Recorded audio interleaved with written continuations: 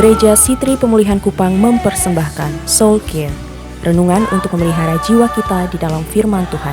Selamat mengikuti. Sebab perhatikanlah betapa justru duka cita menurut kehendak Allah, duka cita yang Tuhan izinkan mengerjakan padamu. Ada 7 bagian di situ. Yang pertama apa? Kesungguhan yang besar. Yang kedua, pembelaan diri. Yang ketiga, kejengkelan. Yang keempat, ketakutan. Yang kelima, kerinduan. Yang keenam, kegiatan. Yang ketujuh, penghukuman. Tapi saya jelaskan. Yang pertama, dia mengerjakan kesungguhan yang besar. Yang dulu tidak sungguh-sungguh ikut Tuhan, sekarang sungguh-sungguh bergereja, sungguh-sungguh beribadah, sungguh-sungguh melayani. Kalau dulu nilai sungguh-sungguhnya 5 dan 6, sekarang karena duka cita engkau sungguh-sungguh beribadah sampai 9, 10. Kenapa? Duka cita mengubah prioritas hidupmu. Jangan melayani colo-colo kaki, jangan beribadah colo-colo kaki. Yang kedua, pembelaan diri. Ini Paulus bilang begini, akhirnya sadar toh, itu yang disebut pembelaan diri. Saudara mulai melihat bahwa oh, kalau kotong kumpul yang itu orang, jalan yang itu orang, yang ada gosip, yang ada tipu daya, lalu saudara mulai menarik garis batas, membela diri saudara supaya saudara tidak masuk duka cita 2 kali.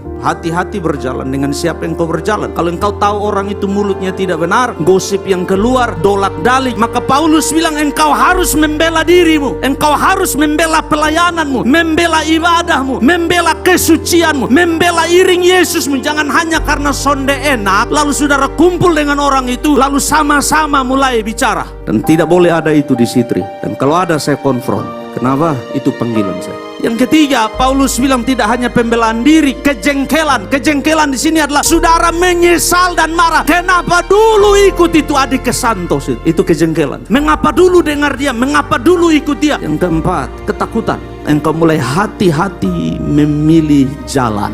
Takut sebab ada jalan yang dianggap orang lurus tetapi ujungnya menuju maut. Yang berikut, kerinduan. Mulai muncul kerinduan. Dulu saya berdiri dan melayani, sekarang tidak melayani lagi. Dulu saya ada di ibadah dan angkat tangan dan menikmati Tuhan, sekarang hati ini kering dan dingin sebab kasih mula-mula itu mulai padam.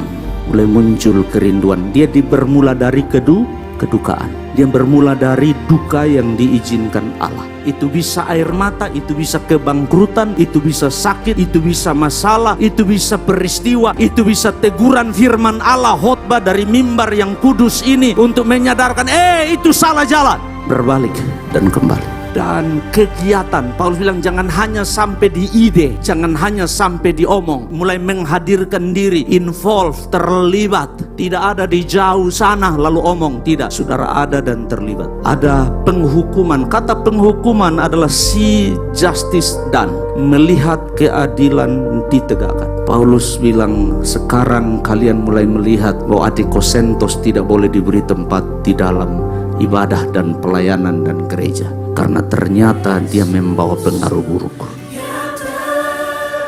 Demikian renungan Soul Care dari Gereja Sitri Pemulihan Kupang. Tuhan Yesus memberkati.